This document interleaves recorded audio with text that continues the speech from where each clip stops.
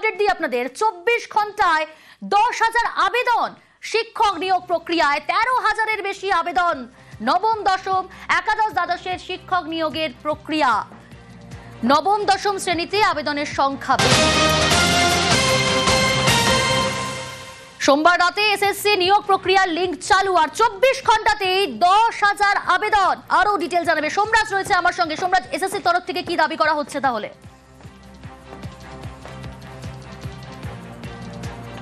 দেখো, তোমাকে এই মুহূর্তে একটি গুরুত্বপূর্ণ আপডেট দিই যে শুধুমাত্র যে ফ্রেশার্স অর্থাৎ যারা বিএড করেছেন, যারা শিক্ষকের চাকরির জন্য অপেক্ষা করেছিলেন তারাই শুধুমাত্র আবেদন করেছেন সেটা নয়। যারা ইন সার্ভিস টিচার, যারা কর্মরত শিক্ষক শিক্ষিকা, তারাও কিন্তু আবেদনের প্রক্রিয়ায় অংশ নিয়েছেন। যোগ্য শিক্ষক শিক্ষিকা অধিকার মঞ্চের তরফে আন্দোলন করা হচ্ছে, পাশাপাশি আরো একটি সংগঠনের তরফে আন্দোলন করা হচ্ছে যে তারা পরীক্ষা দিতে চান না। কিন্তু এসএসসির কাছে সোমবার রাত 10:30টার পর থেকে গতকাল রাত 10:30টা পর্যন্ত যত সংখ্যক আবেদন জমা পড়েছে, 13,000-এরও বেশি আবেদন জমা পড়েছে, অর্থাৎ রেজিস্ট্রেশন হয়েছে। এবং সেখানে যেটা দেখা যাচ্ছে, যারা কর্মরত শিক্ষক, যারা ইন সার্ভিস টিচার, তারাও কিন্তু আবেদন করেছেন।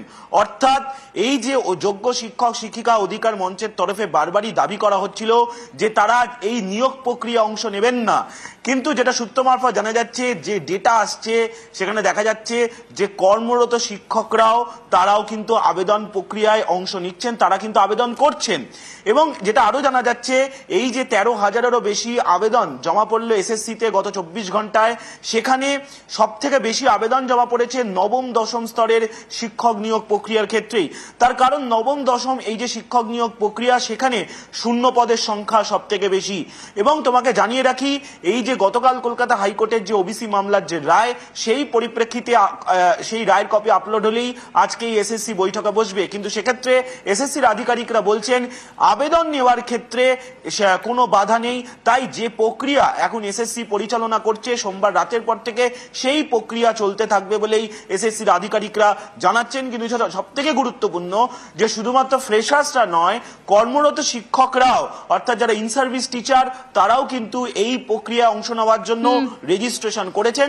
তবে অবশ্যই কিছু গোপনীয়তার স্বার্থে কারা করছেন সেই তথ্য এখনো প্রকাশ্যে নিয়ে আসতে চায় না এসএসসি। কিন্তু যেটা সূত্র মারফত আমরা জানতে পারছি যে শুধুমাত্র ফ্রেশার্স নয়, ইন সার্ভিস টিচাররাও কিন্তু আবেদন প্রক্রিয়ায় অংশ নিয়েছেন এবং তারাও রেজিস্ট্রেশন করছেন।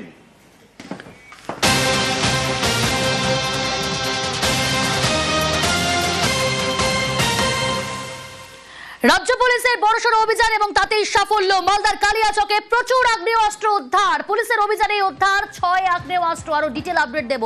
সেবক রয়েছে আমার সঙ্গে। সেবক,